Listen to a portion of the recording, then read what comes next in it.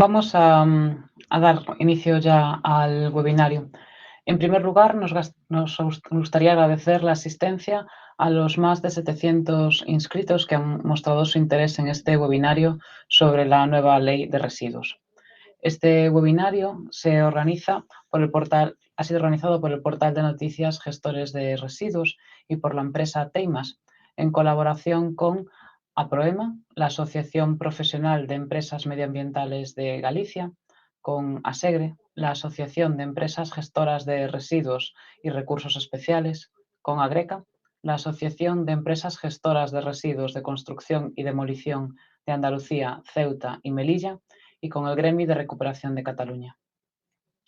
Nuestra ponente de hoy es Cristina Vázquez Muiño, que es ingeniera informática y que lleva más de 11 años vinculada al sector de los residuos y que es una experta y conocedora de la normativa también en materia de residuos.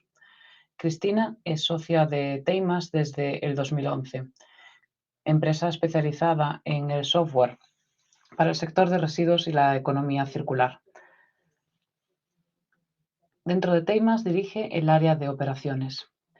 Y tras la presentación, una vez que nos explique la nueva ley de residuos, habilitaremos un espacio a través del cual nos podréis hacer llegar vuestras preguntas para que ella las responda. Así que, Cristina, te damos paso para que nos cuentes sobre la nueva ley de residuos. Estupendo, muchas gracias, Estrella. Bueno, bienvenidos a todos, gracias por compartir este espacio donde espero que todos aprendamos un poquito de la nueva ley de residuos. Y para empezar, cabe decir que estamos todos pendientes, ¿no?, de que se publique ya en el BOE. Cuando empezamos a difundir el evento no sabíamos que iba a estar tan cercano, pero a día de hoy pues parece que ya ha pasado los trámites necesarios y estamos pendientes de que en los próximos días pues se publique, ¿no? Lo primero que hay que decir de la norma es que es una norma bastante amplia en realidad. Quiero decir que al final pues va a tocar a muchos sectores distintos, ¿no?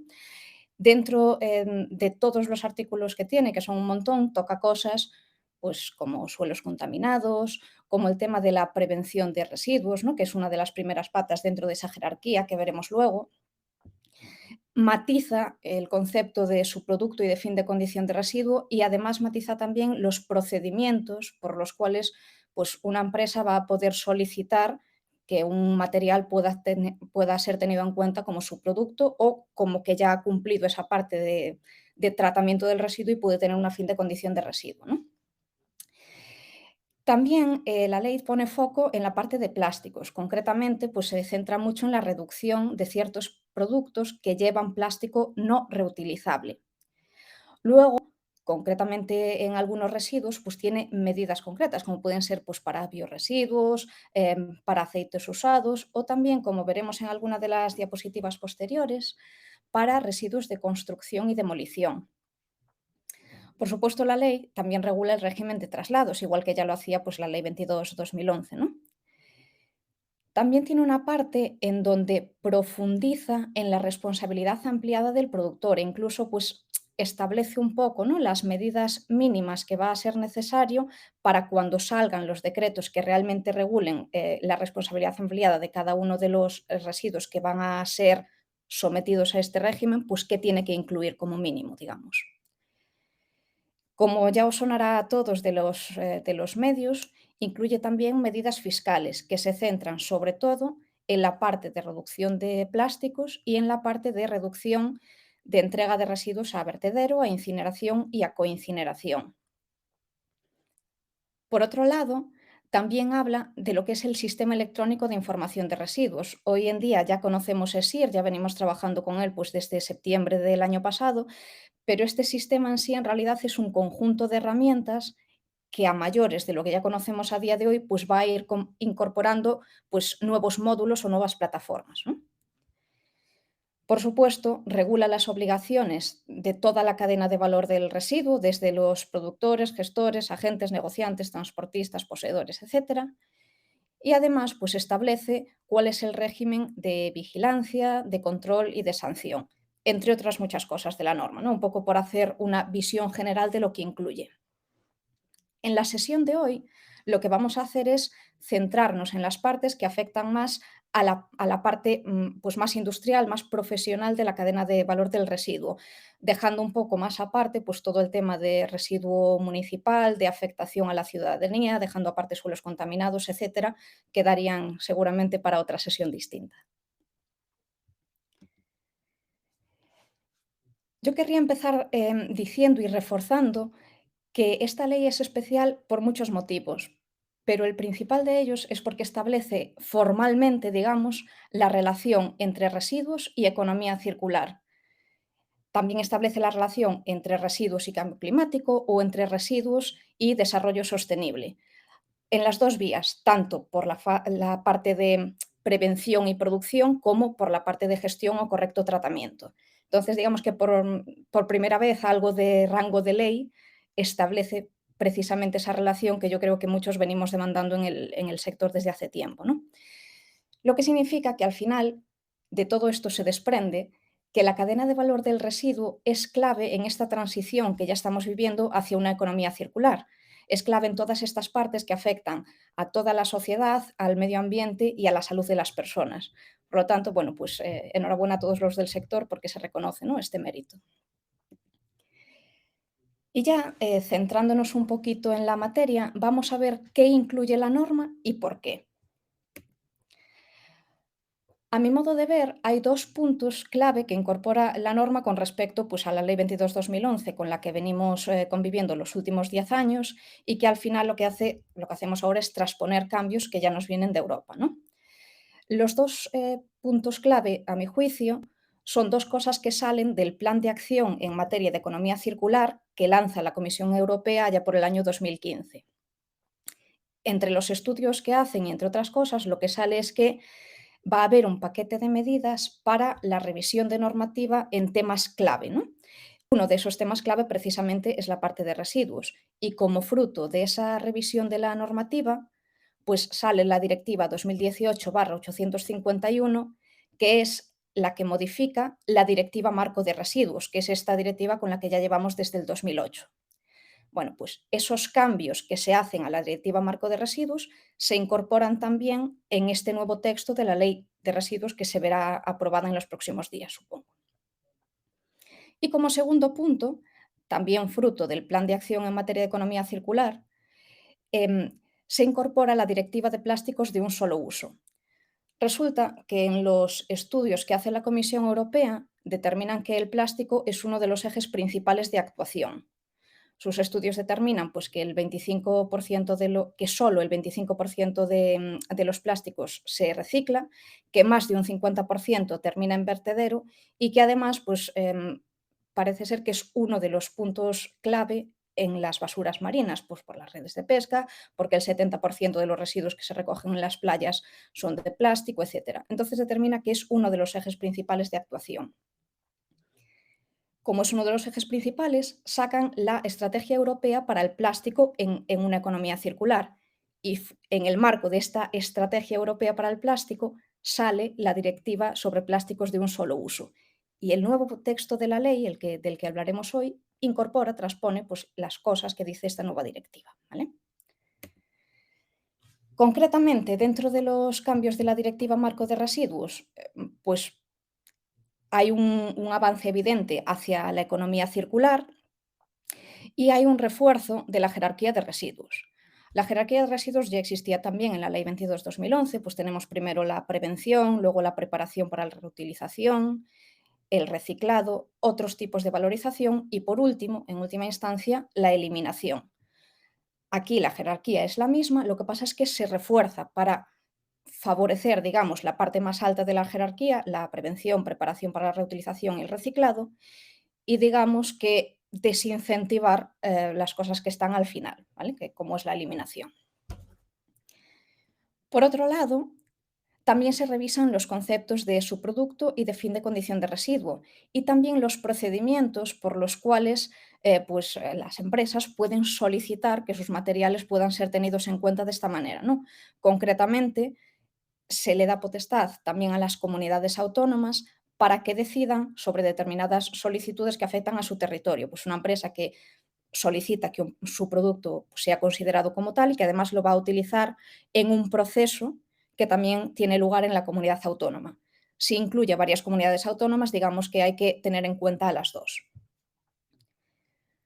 Por otro lado, otro de los cambios, probablemente de los más importantes, es que se incrementan los objetivos para el medio y largo plazo, o sea, los objetivos precisamente de esta parte alta de la jerarquía, objetivos de preparación para la reutilización y objetivos de reciclado.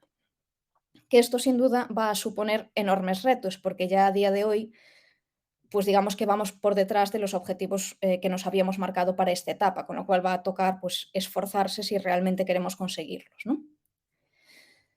Por otro lado, y en línea con todo lo anterior, se refuerzan las recogidas separadas. Esto es, residuos que ahora mismo pues, se pueden retirar de forma pues, mezclada o combinada.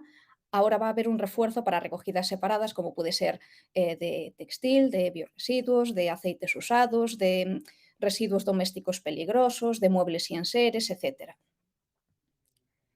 Como mencionaba antes, también se establecen los requisitos mínimos para la responsabilidad ampliada del productor. Esto es, el que pone un producto en el mercado, pues tendrá que encargarse de la financiación o bien de la financiación y organización de la retirada de ese residuo cuando el residuo se produce, o sea, cuando el producto llega al final de su vida útil. Y la norma lo que dice es cuáles son los requisitos mínimos que hay que tener en cuenta para poder constituir y que puedan trabajar esos sistemas de responsabilidad ampliada. Muy importante para la operativa diaria, se establecen también nuevos registros electrónicos, nuevas herramientas, nuevas plataformas con las que va a haber que interoperar y se amplían los que ya existen, ¿vale? Y todo esto, todas las medidas que tomamos y también los sistemas y los registros electrónicos redundan en que se mejorará la información que se tiene actualmente de los residuos que se generan, de cómo se tratan y del flujo que hay, y también de la trazabilidad de los mismos, que como veremos a continuación, pues es uno de los focos también más importantes. En la otra parte, como os decía, o sea, por un lado tenemos la incorporación de los cambios sobre la Directiva Marco de Residuos y en la otra parte la incorporación de la Directiva sobre plásticos de un solo uso, ¿no? Aquí en este punto también, pues el objetivo de nuevo es avanzar hacia un plástico más circular y lo que se hace es establecer medidas para limitar los plásticos de un solo uso, para reducirlos y también concretamente para artes de pesca y plásticos que puedan ser fragmentables, que al final son los que provocan los mayores problemas medioambientales, ¿no? Dentro de las medidas, entre otras cosas, se establece también la posibilidad de crear sistemas de responsabilidad ampliada del productor, se restringe el uso de determinados productos, como ya habréis escuchado en las noticias, ¿no? Pues de los típicos platos y cubiertos de plástico, de las pajitas, etcétera. Y algo que también está dando mucho que hablar, se establecen impuestos, medidas fiscales precisamente para desincentivar ese uso y favorecer pues, un plástico más circular, ¿no? En cuanto al impacto de la norma, bueno, sin duda va a impactar a toda la sociedad, porque como digo, es muy amplia y tiene muchas partes también de consumo y de la vida diaria de los ciudadanos. Pero concretamente en esta parte industrial, que es la que nos centra más hoy, yo creo que podemos decir que impacta toda esa cadena de valor. Por un lado, a los productores, a los generadores del residuo, que como veremos a continuación, pasan a tener más responsabilidad y más obligaciones y deben ser más conscientes del residuo que produce y de cómo se trata. Los gestores de residuos, englobando en el conjunto gestores, tanto agentes, negociantes, gestores que se dedican simplemente al almacenamiento o al tratamiento, a transportistas, a la administración en su conjunto, que sin duda también va a tener que enfrentarse a numerosos cambios, no solo por las herramientas electrónicas, que también, pero el tema de las recaudaciones de impuestos, el tema de las nuevas obligaciones, la vigilancia, etcétera. Y, como no, a los sistemas de responsabilidad ampliada, que ahora serán más y estarán más controlados. Entonces, dentro de la cadena de valor del sector más industrial o más profesional, podemos decir que esta norma pues, les va a afectar a todos. La situación actual, salvo que en la última hora se haya publicado, pues estamos todos pendientes de que se publique en el BOE. Ha pasado por el Congreso, luego ha ido al Senado recientemente, el 24 de marzo, y finalmente el 31 de marzo ya el Congreso de nuevo ha dado el ok. Pero el texto definitivo todavía no ha salido en el BOE. Bueno, hay previsión de que salga en los próximos días porque en principio está listo y estamos todos pendientes, ¿no? En cuanto a los aspectos destacados de productores y gestores, querría empezar por las cosas que ya no existen, ¿no? Por las normas que se derogan. Entre otras, las que se derogan son, para empezar, la Ley 22/2011, con la que llevamos conviviendo pues, los últimos 10 años, el decreto 833, que aunque es del año 88, todavía tenía muchos artículos vigentes, como la necesidad de etiquetado, el envasado seguro, los seguros y las fianzas, etcétera. Estaban todavía vigentes esos artículos y con esta ley, que ya los incorpora, ¿no?, a su texto, pues se deroga el decreto del 88. Se derogan órdenes también relativas a las operaciones de valorización y eliminación, pero es simplemente porque la nueva ley, el nuevo texto, ya incorpora cuáles son las operaciones de valorización y eliminación que debemos tener en cuenta. Y también se deroga la orden que determina los métodos de caracterización de los residuos. Todas estas normas y algunas otras dejarán de estar vigentes, pero digamos que se sustituyen por lo que ahora dice el nuevo texto, que incluye todas estas cosas. Dentro de las definiciones, que son muchísimas, hay decenas, yo querría destacar tres. Para empezar, la de negociante. La definición en sí misma sigue siendo la misma de la Ley 22/2011, pero se explica durante el texto de la ley que se espera que el negociante sea el que compra los residuos para lograr una masa crítica, cuya posterior venta para su valorización genera beneficios. Es decir, que no caben dentro de esta figura de negociante las actividades de gestión para llevar a cabo un tratamiento del residuo. Sabréis que en los últimos años, pues en distintas comunidades autónomas se han ido dando de alta pues agentes y negociantes sin a lo mejor demasiado criterio, y que este tema ya está cambiando y que se está, bueno, fijando objetivos mucho más claros de quién puede ser negociante, quién debe ser agente y cómo debe actuar cada uno de ellos, ¿no? De hecho, concretamente ahora se espera que el negociante pueda acreditar el valor positivo de esos residuos para poder ejercer como negociante. Por otro lado, resumo juntas dos definiciones, la de recogida de residuos y la de transporte de residuos, porque la ley hace una cosa que me parece interesante, y es que aclara que se refiere a una actividad profesional. Es decir, un movimiento de residuos que se haga fuera del ámbito profesional queda excluida de todas las obligaciones de la norma, como puede ser, pues imaginemos, el traslado de un particular a un punto limpio, ¿no? Y por otro lado, otra definición que me ha parecido interesante, sobre todo por los matices que pueda tener en reales decretos que se publiquen en el futuro, es que los tratamientos intermedios añaden otros dos tratamientos más. Hasta ahora teníamos R12, R13, de 13, de 14 y de 15, y ahora a mayores se incorporan las operaciones de 8 y de 9, que ambas son tratamientos previos a eliminación. Uno es un tratamiento biológico y el otro un tratamiento físico-químico, y son efectivamente tratamientos previos a una eliminación. En cuanto a tiempos de almacenamiento, la cosa se mantiene como hasta ahora. Me ha parecido importante reseñarlo porque al final siempre es una de las cosas que más quebraderos de cabeza dan en algunos sitios. Los residuos no peligrosos podrán estar almacenados en el lugar de generación hasta 2 años cuando se destinen a valorización, máximo 1 año cuando ese residuo vaya a ser destinado a eliminación, y en cualquiera de los casos, si el residuo es peligroso, siempre un máximo de 6 meses, ¿vale? Recordar a todo el mundo que estos plazos empiezan a contar desde el momento en donde uno empieza a llenar ese depósito, ese sitio en donde se almacenan los residuos. Por lo tanto, es importante conocer esa fecha. Y por otro lado, sí que menciona la norma que en el archivo cronológico ahora será relevante indicar los recipientes o los envases que vayan a contener esos residuos, ¿no?, donde vayan a estar almacenados. Igual que hasta ahora, esos recipientes deberán estar cerrados de forma adecuada, todo lo que sea peligroso no puede estar a la intemperie, tenemos que tener una zona pues, donde esté previsto que pueda haber derrames para que no vayan luego a la vía pública, y todo tendrá que estar etiquetado de forma clara, legible e indeleble, igual que ya nos decía el decreto 833, ¿vale? Uno de los puntos más importantes es que la norma pone mucho foco en el productor. El productor se hace más responsable de lo que es el tratamiento de sus residuos. Digamos que hasta ahora el foco estaba más puesto en el gestor o prácticamente estaba solo puesto en el gestor, luego más también en el concepto de operador y cada vez más, con las normas que van saliendo, lo está también en el productor. Se espera que el productor, además de preocuparse de los quehaceres de su negocio, pues sea más consciente del residuo que genera para intentar, por un lado, reducirlo y por otro lado, pues que llegue al mejor tratamiento posible. Así, una de las cosas que incorpora esta normativa es que el productor debe asegurarse de garantizar el tratamiento completo del residuo. Es decir, que no llega con entregarlo a un gestor intermedio o no llega con entregarlo a un negociante que vaya a responsabilizarse de a dónde va después, sino que el productor debe conocer cuando su residuo llega a un tratamiento final y tener acreditación documental que efectivamente diga que así se ha producido, ¿vale?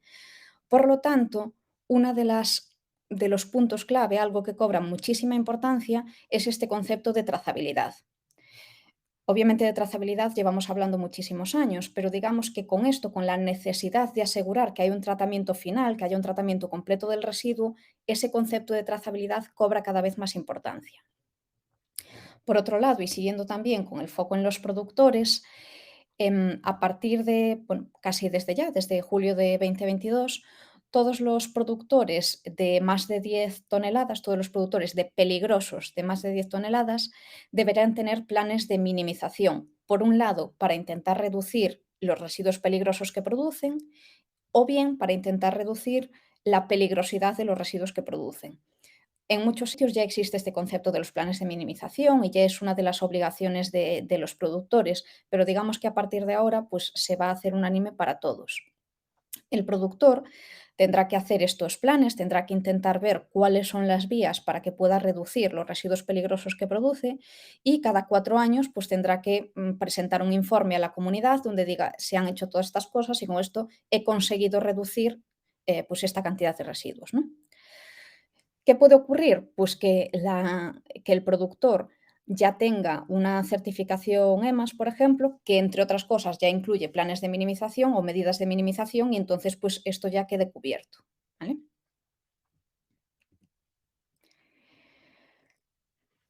Quería mencionar también el tema del archivo cronológico, porque aunque ya es una obligación a día de hoy, pues para todos los agentes de la cadena de valor del residuo, lo que indica la norma es que todos los productores de residuos peligrosos, sea cual sea la cantidad que generan, transportistas, agentes, negociantes y gestores de cualquier tipo, tienen la obligación de tener un registro, un archivo cronológico electrónico, ¿vale? Y además, los productores de no peligrosos que generen más de 10 toneladas año. 10 toneladas en residuos no peligrosos realmente es una cantidad pequeña, ¿vale? Con lo cual, bueno, pues tendremos a lo mejor que ayudar a estos productores iniciales de residuo no peligroso a que puedan cumplir con la norma. Por otro lado, en el archivo cronológico hay que tener en cuenta que debemos incluir los dos tipos de operaciones, ¿no? Las operaciones de producción y en el caso de los gestores también las operaciones de gestión, las operaciones también de salida. Y a mayores, todas las empresas que generan algún tipo de subproducto, es decir, de una sustancia que efectivamente haya sido declarada como subproducto, y aquellas empresas que utilicen esos subproductos como materia prima en alguno de sus procesos, ambos también tendrán que llevar un archivo cronológico de esas entradas y salidas de los subproductos. Por otro lado, además del archivo cronológico, tenemos la memoria anual, que bebe, obviamente, pues de esos movimientos que hemos ido apuntando en el archivo cronológico. ¿Quién tiene que hacer la memoria anual? Pues todos los que estén registrados, es decir, todos los gestores de residuos, transportistas, agentes, negociantes, productores de residuos peligrosos, también están registrados, ¿vale? Y además, también aquellos gestores que llevan a cabo pues, valorización o eliminación, pero que no tienen una instalación. Pues, por ejemplo, operaciones de relleno, operaciones de tratamiento de suelos o plantas móviles para temas de residuos de construcción y demolición. También tendrán que hacer una memoria anual, ¿vale? El plazo sigue siendo el mismo que en la actualidad, tendríamos que presentarlo antes del 1 de marzo Y además, luego las comunidades autónomas, una vez que procesan todos los datos del archivo cronológico y bueno, de las memorias realmente, tendrían la obligación de remitir estas memorias a ESIR, ¿vale? Que es el sitio donde al final quedará registrada toda la información de residuos para poder establecer las estadísticas que a la postre hay que reportar a Europa. En el caso de productores de una entidad comercial que en lugar de entregar sus residuos al ayuntamiento, a la competencia local, los entregue a un gestor, esta información de lo que entrega el gestor también deberá indicársela a su entidad local, para que la entidad local disponga de toda la información de los residuos que puedan ser potencialmente de competencia municipal, ¿vale?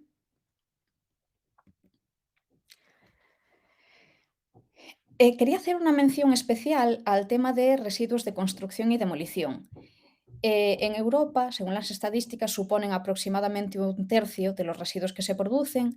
En España, según las últimas estadísticas del INE, un poquito menos, pero estamos igualmente entre el 25 y el 30%, con lo cual son residuos que se generan en muchísima cantidad, en muchísimas toneladas, ¿vale? Una de las principales novedades para los RCDs es que ya a partir de julio, o sea, dentro de 3 meses, estos residuos de construcción y demolición deberán ser separados en distintas fracciones. Por un lado, fracciones minerales, por otro lado, maderas, por otro, metales, vidrio, plástico y yeso. Y también se deberían separar aquellos elementos que potencialmente puedan ser reutilizados. Lo ideal sería que esta clasificación y que esta separación se hiciese, se realizase en el lugar de generación, o sea, en la propia obra. Y también se habla de la demolición, que también será preferentemente selectiva, pero en cualquier caso será selectiva a partir del año 2024. Con lo cual aquí también en la parte de RCDs queda un camino y unas dificultades, a veces de espacio, a veces técnicas, a veces de tiempo, para poder separar todas estas fracciones.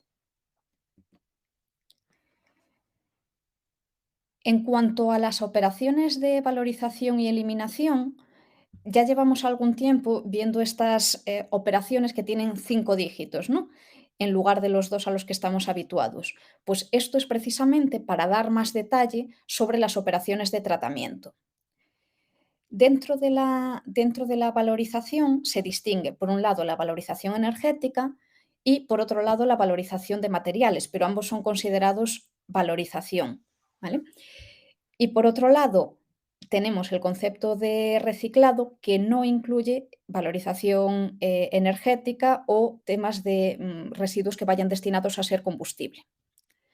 Importante, como mencionaba en la parte introductoria, estas operaciones de valorización y eliminación pueden ser finales o pueden ser intermedias. Dentro de las intermedias, hasta ahora teníamos R12, R13, D13, D14 y D15, y a mayores ahora se incorporan la D8 y la D9. ¿Vale?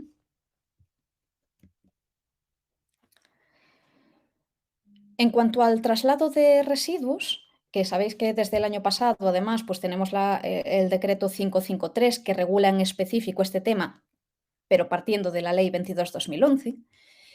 Esta norma lo que dice es que seguimos teniendo que tener acompañado el traslado de residuos siempre con un documento de identificación, tanto si es residuo peligroso como no peligroso. Seguimos teniendo la necesidad de las NTs, de las notificaciones previas para peligrosos, para todo lo que vaya a eliminación y para residuos domésticos mezclados. Y importante, y este detalle sí que me parece que ha sido, bueno, genial si es que al final se publica así en el BOE, vamos, que está por ver, pero se aclara que los 10 días de antelación con los que hay que enviar las notificaciones son 10 días naturales. Esto simplifica las cosas porque siempre hay un poco de polémica con el tema de si son naturales o hábiles, dependiendo del técnico de la administración con quien hables te puede decir una cosa u otra, y ahora queda claro que son naturales y eso, decirlo explícitamente, pues me parece un acierto, ¿no? Y luego, por supuesto, tener en cuenta que aunque los 10 días transcurran, haya un silencio administrativo positivo y por lo tanto se pueda iniciar el traslado de los residuos, las comunidades siempre van a poder suspender la vigencia de una notificación. porque vean que el residuo no se adecua a lo que se ha notificado, porque vean que hay una mejor técnica disponible, porque ponga en riesgo alguna cosa, porque se salte la jerarquía de prevención de residuos, bueno, por diversos motivos, ¿no? Entonces, bueno, las comunidades siempre van a tener que estar estableciendo una vigilancia y control de los residuos que se trasladan. En cuanto a autorizaciones y comunicaciones, Eh, hay muchos procedimientos que están simplemente sometidos a comunicación. Pues, por ejemplo, para iniciar una actividad como transportista o como agente o negociante. Pero hay otros, que es sobre todo la parte de los gestores para hacer un almacenamiento o un tratamiento, están sometidos al procedimiento de autorización, que son procedimientos pues, más largos y más costosos, ¿no? ¿Qué es lo que tiene que someterse al procedimiento de autorización? Pues, por un lado, las instalaciones, el sitio físico donde se va a realizar el tratamiento de los residuos y, por otro lado, las entidades, las personas físicas o jurídicas que realmente van a realizar esa valorización o esa eliminación. También esto incluye a aquellas entidades que vayan a realizar una valorización o eliminación sin instalación, pues lo que hablábamos antes de plantas móviles o de rellenos de suelos o tratamientos y remediación bueno, de esos suelos, ¿no? ¿Qué tienen que hacer estas instalaciones? Pues por estas actividades, por un lado, solicitar la autorización y a mayores, cada vez que vayan a iniciar pues, la obra o la remediación de un suelo, tendrán que comunicar a la comunidad autónoma donde esté ubicada bueno, ese sitio en concreto que se va a iniciar ese tratamiento. También nos hablan del registro de producción y gestión. Este registro, que seguramente todos conocéis ya, actualmente ya está albergado dentro de esa plataforma ESIR, dentro de ese sistema informático que conocemos. ¿Quiénes rellenan esa información? Pues las comunidades autónomas, porque al final son ellas las que tienen la potestad de autorizar o de inscribir a los productores, gestores, negociantes, agentes, transportistas, etcétera. Lo que indica la norma, y que es interesante, es que las comunidades tendrán un plazo máximo de 15 días desde que realizan una inscripción en su comunidad autónoma, en el registro de su comunidad, para pasarlo, para pasar esta información al registro de producción y gestión de residuos. Y que además, reglamentariamente, pues desde que se apruebe la ley, se va a establecer qué cantidad de esta información que ya aparece a día de hoy en el registro podrá ser pública, ya que esto ayudaría a las empresas a prevenir errores precisamente con las distintas plataformas informáticas, porque ahora mismo no se puede conocer eso hasta que haces un traslado, muchas veces no tienes la certeza de si tienes todos los datos bien. Por otro lado, en relación también con el registro de productores y gestores, se habla en la norma del sistema electrónico que utilizarán la Administración, las comunidades y el Ministerio para poder hacer la vigilancia y control. Esto se engloba todo dentro de lo que hoy conocemos como ESIR, que ahora mismo solo tiene este registro de producción y gestión y el repositorio de traslados nacionales, pero que luego tendrá también pues, el repositorio de transfronterizos, tendrá el registro nacional de lodos, se guardarán ahí también las memorias anuales, tendrá el registro de subproductos. Supongo que próximamente además veremos la plataforma de RAES, que ya está bastante avanzada. Tendremos el inventario de declaraciones de suelos contaminados, etcétera. Es decir, que va a ser un sistema que englobe toda la información que el Ministerio pueda necesitar para hacer esa vigilancia y control. Con lo cual, se espera que en los próximos meses barra años vayamos viendo las obligaciones de reportar pues, a más herramientas. En cuanto a las medidas fiscales, pues por un lado tenemos impuestos al vertido, incineración y coincineración, que básicamente tienen como objetivo desincentivar estas opciones y fomentar pues, las otras, la parte más alta de la jerarquía. Las tasas que se apliquen van a variar según el tipo de residuo que se entregue y según la instalación donde se entregue. Y en cualquier caso estarán relacionados con el peso de ese residuo que se entregue a vertedero, a incineración o a coincineración. Estos impuestos se fijan en la norma, de hecho tienen unas cuantías, pero estas cuantías pueden ser incrementadas por las comunidades autónomas. En cuanto a tipos de residuos, pues vamos a distinguir municipales, rechazos de municipales, residuos que puedan estar exentos de tratamiento, pero que tengan más de un 75% de inertes, o los que no tengan ese porcentaje de inertes, y otro tipo de residuos. En función del tipo de residuos y del tipo de instalación, que pueden ser pues, vertedero de no peligroso, vertedero de peligroso, vertedero de inertes, instalaciones concretamente para la incineración de residuos municipales, tanto si se considera valorización energética como si no, etcétera, pues en función del tipo de residuo y del sitio de la instalación concreta donde se envíe, se establecerán unas tasas. Y concretamente también para los plásticos, también hay otra tasa, otro impuesto, también estatal, y también varía según el peso del plástico no reutilizable que contengan. Igual que antes, las cuantías que se fijan en la norma podrán ser incrementadas por las comunidades autónomas. Y de nuevo el objetivo es que se fomente la parte alta de la jerarquía, se fomente la prevención en la generación de esos residuos y la circularidad de los envases para evitar cada vez más pues, esos plásticos no reutilizables, ¿no? Hay una serie de excepciones, tanto para la parte de residuos como la parte de plásticos, que deberán ser tenidas en cuenta y que no aplicará la tasa. Y en cuanto al régimen sancionador, para terminar, pues como ley de residuos se habla del régimen sancionador, de la vigilancia del control y de la cuantía de las sanciones. En general, el resumen es que hay más tipos de sanciones y las cuantías son más altas. Para que os hagáis una idea, las infracciones muy graves van a oscilar desde 100.000 euros hasta 3,5 millones. Y en el caso de que estemos hablando de residuos peligrosos o de suelos contaminados, partimos ya de los 600.000 euros y hasta 3,5 millones. Tipos de infracciones, bueno, hay muchísimas, ¿no? Pero se consideran, por ejemplo, infracciones graves o muy graves. Lo de si es grave o muy grave va a depender de si se trata de un residuo peligroso o no peligroso y de si ha habido ya un daño al medio ambiente o no. Entonces, dentro de esta gama de graves o muy graves, pues podríamos incluir incumplir las obligaciones del productor inicial, no envasar correctamente, no almacenar correctamente, que un negociante, por ejemplo, no asegure a su productor que se ha llevado a cabo una operación completa del residuo. También se considera infracción grave o muy grave que se trasladen residuos sin cumplir las obligaciones, pues como lo de generar la NT con el plazo adecuado, lo de no acompañar con el DI, que llevemos un DI pero que realmente no se corresponda con lo que se está trasladando. O sea, todas estas cosas que a lo mejor pues antes eran menores o eran más leves, se van agravando y las cuantías, como digo, también son más elevadas. Entonces, bueno, como conclusión y para dejar también un poquito de espacio a las preguntas, yo querría destacar 4 cosas. La primera, y para mí una de las más importantes, que la cadena de valor del residuo es clave en el avance hacia una economía circular. La segunda, que se pone el foco en el productor y en el concepto de trazabilidad. La tercera, que se incentiva la jerarquía de residuos.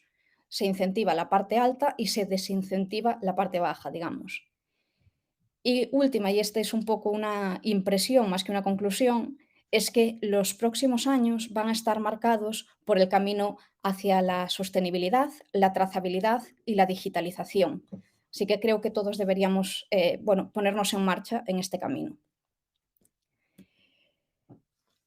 Comentar también que hace unas semanas Teimas ha sacado una guía donde aparecen pues, algunos de los puntos más destacados precisamente para esta parte más industrial de la cadena de valor del residuo y que esta guía se verá actualizada en los próximos días en cuanto se publique en el BOE el texto definitivo. Para cualquiera que quiera descargarla, tanto ahora como en los próximos días, pues este es el enlace que aparece en donde podéis descargarla, ¿vale? Y yo creo que sin más, voy a dar paso a Estrella para que pueda iniciar el turno de preguntas con los asistentes. Muchas gracias, Cristina, por la explicación tan ilustrativa de la nueva ley de residuos. Y en este momento, pues abrimos el chat para que los diferentes asistentes nos puedan hacer llegar las consultas que les surjan a raíz de la nueva ley y también de tu exposición.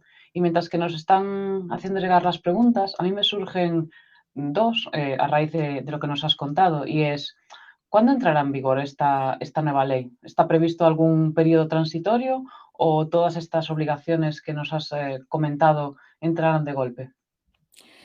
Bueno, la ley en sí misma, el concepto de la ley, entra en vigor al día siguiente de su publicación en el BOE, que a lo mejor puede estar publicándose en el mismo momento que estamos hablando, ¿no? Pero sí que es cierto que para la mayor parte de las cosas existe un periodo transitorio. Por ejemplo, em, la recogida selectiva de textiles o de residuos voluminosos, de la que se ha hablado tanto en las noticias, pues deberá empezarse en 2025. Para el establecimiento de responsabilidad ampliada del productor para estas cosas como textiles tendremos 3 años. Hay que tener en cuenta además que es necesario publicar reales decretos y órdenes ministeriales para algunas cosas. Pero sí que es verdad que hay otras cosas que empiezan prácticamente desde ya, como la obligación de la recogida de bioresiduos o como la separación de residuos en obras, que está prevista en principio, o con el último texto que ha salido, para julio de 2022. O también, por ejemplo, como hemos mencionado, los planes de minimización, que también están previstos para julio de 2022, con lo cual, bueno, tendremos una parte que tenga algo de margen y otra parte que empiece ya. Alguna de las dudas seguramente estará relacionada con el tema de medidas fiscales y de impuestos, que se supone que empezarán a ser obligatorios en enero de 2023. Tenemos un poquito unos meses de margen para organizar este tema. Ujú. Vale, ya nos están llegando las primeras preguntas y es que esta nueva ley sin duda genera muchas cuestiones. Algunas de las que nos han llegado es, pues en base a lo que comentabas del traslado de los residuos, ¿no? De que quién tiene la obligación de generar el DI, si el productor, el transportista, el gestor, algo que ya hemos visto posiblemente regulado en la nueva ley. Sí, en este sentido no cambia nada, mantenemos las obligaciones del 533, no hay ningún texto en contra, al menos que yo haya leído, y la obligación de la generación de documentos siempre recae en el que sea operador del traslado. Es decir, el operador al final, en primera instancia, debería ser el productor, hay una jerarquía, un orden que debería seguirse, pero este productor puede delegar, autorizando por escrito, por ejemplo, a un agente o un negociante que pueden ejercer como operador. El que sea operador siempre tiene que ser el que se responsabilice de crear y de enviar a la administración cuando corresponda esos documentos de traslado. Ujú. Bueno, parece que hay muchas dudas respecto a temas de traslado de residuos, porque otra de las que nos han llegado es si aquellos residuos no peligrosos también se tendrá que hacer los documentos a través de la plataforma ESIR, pues en el caso de, por ejemplo, cartón, madera, etcétera. Bueno, en la norma realmente no se dice nada de eso, o sea, se mantienen las mismas obligaciones que hay hasta ahora. Yo desconozco si en el futuro, pues, habrá decretos que regulen concretamente el flujo de no peligrosos que no estén destinados a eliminación. Sí que es cierto que en algunas comunidades autónomas, como puede ser la nuestra, la de Galicia, ya es obligatorio a día de hoy que cualquier tipo de traslado esté registrado en la plataforma autonómica, con lo cual tampoco me extrañaría que en otros territorios, tengan las mismas obligaciones. Ujú. Y también surgen dudas respecto a cuál es la diferencia, algo que has mencionado en tu presentación y que, no, que no ha quedado del todo claro, es cuál es la diferencia entre valorización y reciclado. ¿Acaso no son exactamente lo mismo? Efectivamente, son términos parecidos, pero no son exactamente lo mismo. Digamos que el concepto valorización es más amplio. Valorización se trata de utilizar de darle un valor al residuo, ¿no? De utilizarlo en lugar de otro tipo de material. E incluye, por ejemplo, conceptos como la valorización energética o el uso de residuo como combustible. Sin embargo, el reciclado es una subparte, ¿no? Está incluida dentro de ese gran concepto de la valorización, donde se espera que ese residuo, con algún tipo de transformación, pueda volver a meterse en el mercado, pues, por la vía del producto o para sustituir a otros materiales, digamos. Ujú. Y ahí en el concepto de reciclado, por ejemplo, sí que se incluyen, pues, valorizaciones, pues, más materiales. Otra de las preguntas que nos hacen llegar es si estos objetivos de reciclado, ¿no? Enlazando con la pregunta anterior, si van a incluir aquello que se envía a las incineradoras. No, precisamente por esto, porque lo que se envía a incineradora, tanto si es clasificado como valorización energética con operación R1, como si no cumple un poco todas las características y es una de 10, es un concepto que se llama eso, valorización energética en el caso de que pueda ser considerada valorización, pero se queda fuera de ese concepto de reciclado, ya que no hay una transformación del producto para poder volver a incorporarlo al mercado. Ujú. Continuando con las figuras de agente y de negociante que mencionabas, Hay varias preguntas respecto a a la diferencia entre ambos y también hay cierta preocupación, por lo que veo, en cómo va a demostrar el negociante esta valoración positiva, ¿no? Esta parte de positivo del residuo. No sé si tienes algún comentario que nos puedas trasladar. Pues no tengo mucha idea, pero me imagino que será a través de la presentación de facturas de compraventa o de algún tipo de documento que acredite que efectivamente hay una transacción económica por un valor positivo. Ujú. Hay No otra sé exactamente cómo se va a regular, vamos, pero me imagino que irá por esa vía. Sí, bueno, es que son, de la mano del nuevo Real Decreto, con estas dos nuevas figuras, pues parece que hay cierta incertidumbre respecto a ellas, ¿no? Cuándo actuar como una o como otra. También mencionabas, como nos dicen los asistentes, la parte de los subproductos. Y, ¿qué va a ocurrir con estas solicitudes de subproducto que ya se han hecho? Como ahora el tema cambia y no es únicamente el ministerio el que puede otorgar, bueno, pues esa condición de subproducto, sino que esa potestad la va a ejercer la comunidad autónoma, se supone que aquellas solicitudes que ya están lanzadas y que ya han llegado al ministerio, van a poder, las empresas que las hayan lanzado van a poder elegir si quieren que el trámite siga en el ministerio, a lo mejor porque ya está iniciado lo que sea, o si se deriva ya a la comunidad autónoma para que se gestione desde allí, porque muchas veces pues, puede ser más rápido, ¿no? Entonces, creo que las empresas van a poder elegir cuál quiere que sea la vía. Ujú. Para las que ya están lanzadas, ojo, las nuevas tendrán que ir a la comunidad. Vale. Mencionabas también, la parte de trazabilidad de productores, ¿no? Y nos trasladan la pregunta de cómo se debería justificar la trazabilidad, de los residuos, ¿no? Y también si en esta visión global de la trazabilidad, si, se obliga, con ello a las figuras intermedias a dar información acerca de los destinos a los que van los residuos. Sí, en cuanto a la información, efectivamente, sí tienen que dar una información de dónde va después. De hecho, eso ya ocurre en la actualidad, porque todo lo que esté sometido a notificación previa, es decir, todo lo peligroso, lo que va destinado a eliminación y residuo doméstico mezclado, cuando vayan a una operación de tratamiento intermedio, ya se tiene que conocer a dónde van a ir después. Es decir, que prima el principio de trazabilidad por encima del secreto de la cartera de clientes, ¿no? Por decirlo así. Ujú, Pero sí que es cierto, que hay un problema real, físico, en cuanto a la trazabilidad del residuo, porque al final, pues, en la práctica existen tipologías de residuos que tienen un ciclo corto, dan 2 o 3 saltos y están organizados por lotes y es muy fácil, entre comillas, saber dónde empiezan y dónde terminan, pero hay otros muchos flujos que lo que ocurre en realidad es que se van juntando distintas, retiradas de distintos productores, luego se provoca una clasificación del que salen distintas gamas de residuos para enviar a distintos sitios, que a su vez todavía pueden enviarlos a más sitios, con lo cual, em, conocer la trazabilidad real yo creo que va a ser precisamente uno de los principales retos de lo que viene por delante. Y hay que recordar que tampoco es lo mismo, la trazabilidad de un producto limpio, perfectamente envasado, lo que sea, que la trazabilidad de residuos, que son productos, pues, que son más difíciles de manipular, que no siempre es fácil adherir una etiqueta, que muchas veces van a granel, etcétera. Con lo cual, sí, por eso decía también trazabilidad y digitalización, porque yo creo que es una de las patas que va a ser más importante para poder dar respuesta a necesidades como esta. ujú. Nos consultan también, mencionabas los dos nuevos tratamientos que van a aparecer, ¿no? El D8 y D9. Y una de las personas asistentes nos consulta si, una vez que aparezcan estos nuevos tratamientos, si será, necesario realizar, por ejemplo, nuevas notificaciones de traslado que ahora mismo ya existan y a las que, por ejemplo, se les puedan aplicar estos nuevos tratamientos. Me imagino que sí, me imagino que en algún momento saldrá alguna modificación del decreto de traslados que incorpore también estos tratamientos intermedios y que indique que hay que conocer el destino que va después.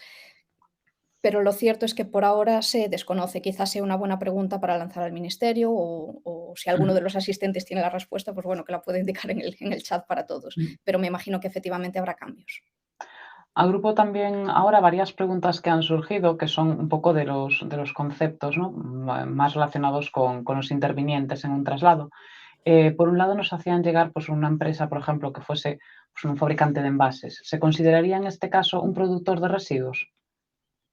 Un fabricante de envases, no, en este caso es un productor de producto. Obviamente también será productor de residuos porque en el proceso de fabricación de esos envases, igual que en el proceso de fabricación de cualquier otra cosa, va a generar residuos fruto de su actividad y esos Ujú. residuos tendrá que declararlos y ellos ejercerán, ese fabricante ejercerá como productor de residuos, pero a la vez probablemente ejerza como un productor de producto. Y si Ujú. además es un plástico no reutilizable, pues tendrá más reglas, más requisitos que otro tipo de productor de otra cosa. Enlazando con estas preguntas sobre las figuras, nos consultaban también qué es un gestor intermedio, o sea, cómo se diferencia un gestor intermedio de un gestor final, qué diferencia hay entre ambos. Un gestor final es aquel que da un tratamiento final al residuo, ya sea porque lo elimina, por ejemplo, un vertedero es un tratamiento donde el residuo se queda ahí y ya se acabó, ya no se va a mover, ¿no? O porque le da un tratamiento final y lo transforma en otra cosa, o le da un tratamiento final y remedia un suelo. Un tratamiento intermedio es, por ejemplo, un almacenamiento en donde no hay transformación del residuo, una clasificación, una inertización o un tratamiento previo para que realmente luego pueda ser enviado a otro sitio donde le den un tratamiento, separación de piezas o de materiales que no pueda ir junto. Es decir, son aquellas operaciones que se producen antes de que se pueda entregar realmente a una empresa que le dé un tratamiento al residuo. Ujú. Y la última cuestión que nos hacen llegar en relación con estas figuras es si podrías puntualizar de nuevo cuál sería la diferencia entre un agente y un negociante. Ambas son figuras intermedias y de hecho las definiciones en sí tampoco es que arrojen muchísima luz, pero se espera del negociante que actúe en la compraventa de residuos, o sea, que su negocio sea la compraventa de residuos y además de residuos que tengan un valor positivo y que se destinen a valorización. Pues una especie de broker de residuos que junta a muchos, lo hace un acopio para poder sacar mayor partido cuando los entrega a un gestor final, ¿no? Esa es un poco la idea.